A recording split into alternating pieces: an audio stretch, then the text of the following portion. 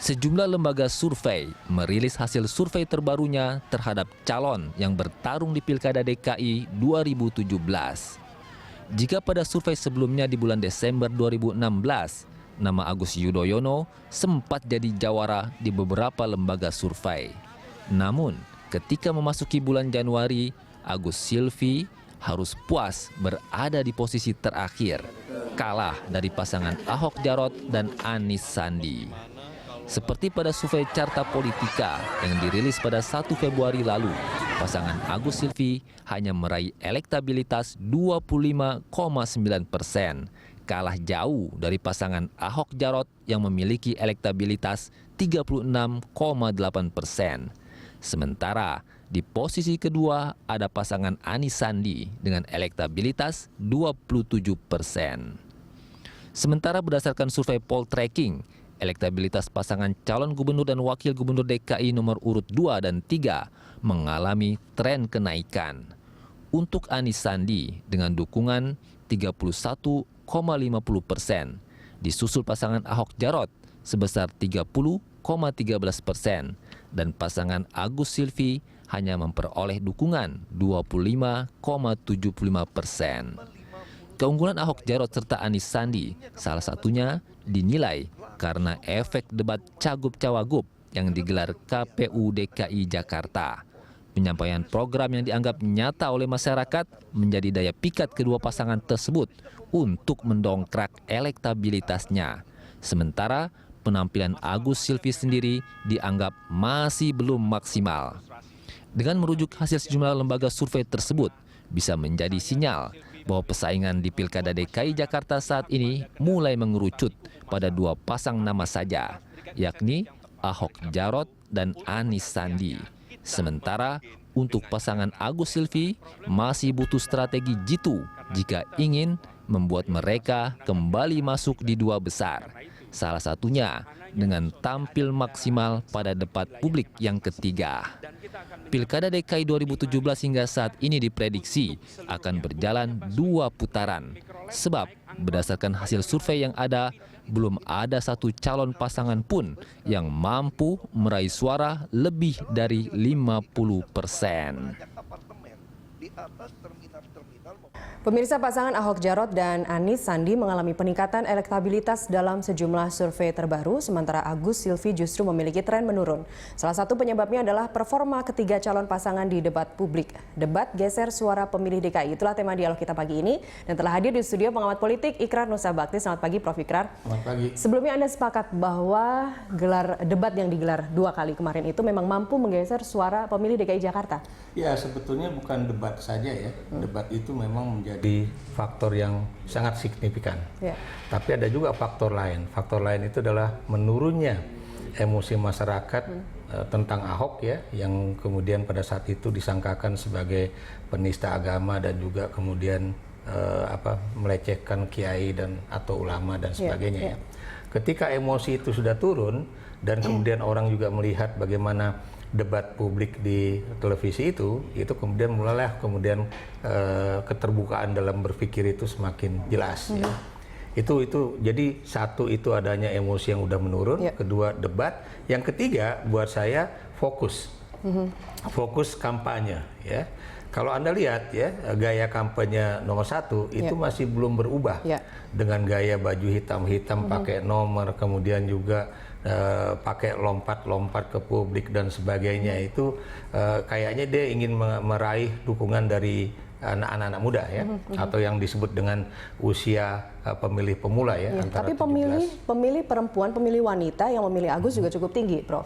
Bisa jadi karena juga ketika bapaknya dulu maju menjadi calon presiden 2004 dan 2009 ya, itu kan SBY juga salah satu faktor yang mendapatkan dukungan terbanyak dari pemilih perempuan ya, karena kegantengan dan kemudian dan sebagainya. Agus juga yang selama ini juga dijual antara lain adalah kegantengannya.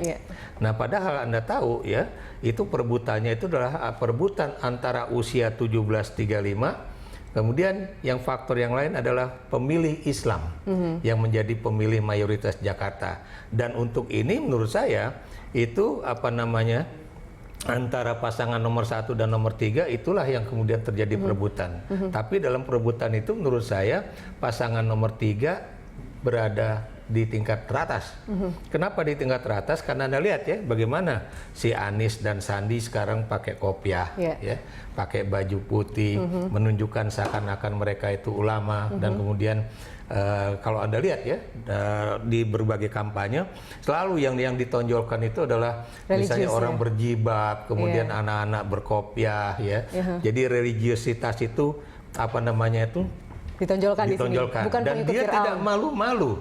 Walaupun misalnya secara persepsi politik di kalangan orang Islam moderat itu mungkin tidak terlalu baik, tapi dia tidak malu-malu untuk kemudian menyatakan berpikiran sama dengan Front Pembela Islam misalnya. Untuk DKI Jakarta, Prof, juara saja tidak cukup. Harus 50+1 untuk menangkan satu putaran.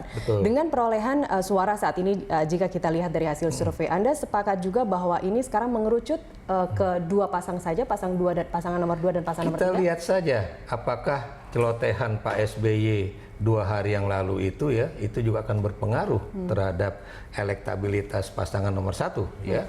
Karena kan Pak SBY ini maaf kata ya, itu kan lagi-lagi seakan-akan menuduh pemerintah itu akan melakukan intervensi, TNI Polri, BIN akan melakukan intervensi di dalam Pilkada DKI Jakarta ya. Kita bisa lihat dari surat yang dikeluarkan oleh Partai Demokrat ya, yang ditandatangani oleh Ketua Umum dan Sekjennya.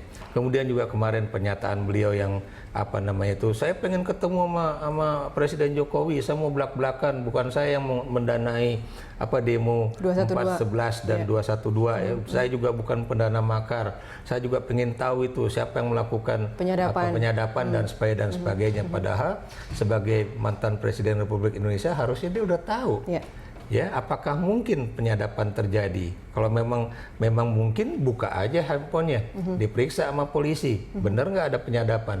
Atau paling gampang itu tanya sama operator, apakah kemudian memang ada penyadapan dan sebagainya. Yang Anda lihat justru membawa sentimen negatif terhadap kalau buat saya sih di tengah rasionalitas pemilih itu semakin tinggi, buat saya pernyataan Presiden ke-6 kita itu bisa justru berdampak negatif pada pasangan nomor 1. Dan tadi saya katakan bahwa pasangan nomor 1 itu masih berupaya merebut pangsa pasar anak muda yang mau tidak mau, harus saya berani mengatakan udah direbut sama pasangan nomor 2. Dari mana saya bisa mengatakan ini? Anda bisa lihat aja ya apa yang disebut dengan flash mob yang dilakukan di berbagai tempat ya. Kemudian juga yang terakhir itu adalah musik yang dilakukan di Senayan dan sebagainya ya. Itu menarik anak-anak muda yang dilakukan oleh SIS-NS itu. Jadi begitu. Kalau Anda perhatikan juga kan anak-anak muda ini yang menjadi motor penggerak dari tim suksesnya Ahok Jarot, karena memang mereka lah yang mengawali kampanye untuk pasangan ini dan bukan partai politik. Seberapa besar Anda melihat validitas dari hasil survei yang saat ini ada yang baru dirilis, yang ada 2 dari Poltreking dan juga Carta?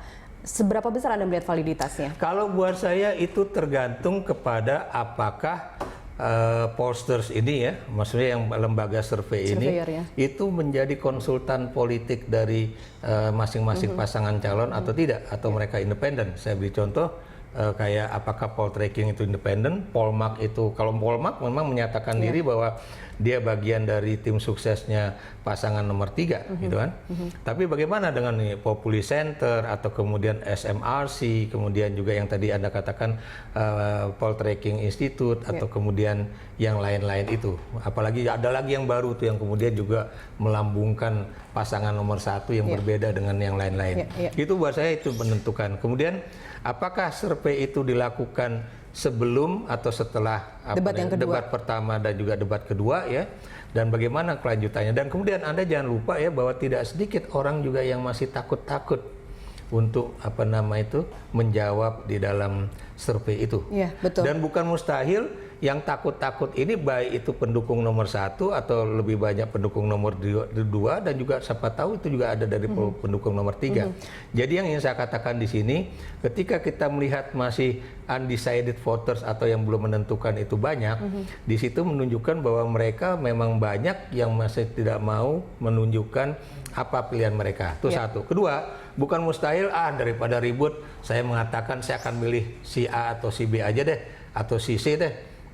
Walaupun sebetulnya di hari-hari terakhir pencoblosan itu bisa saja dia pilihan itulah yang sesungguhnya. Salah satu kendala di DKI Jakarta, surveyor banyak mendapatkan kesulitan, mendapatkan barrier karena banyak kalangan dari ekonomi menengah ke atas yang tidak mau memberikan suaranya, apalagi dari etnis Cina misalnya. Kita lanjutkan di segmen berikutnya dialog kita, Prof.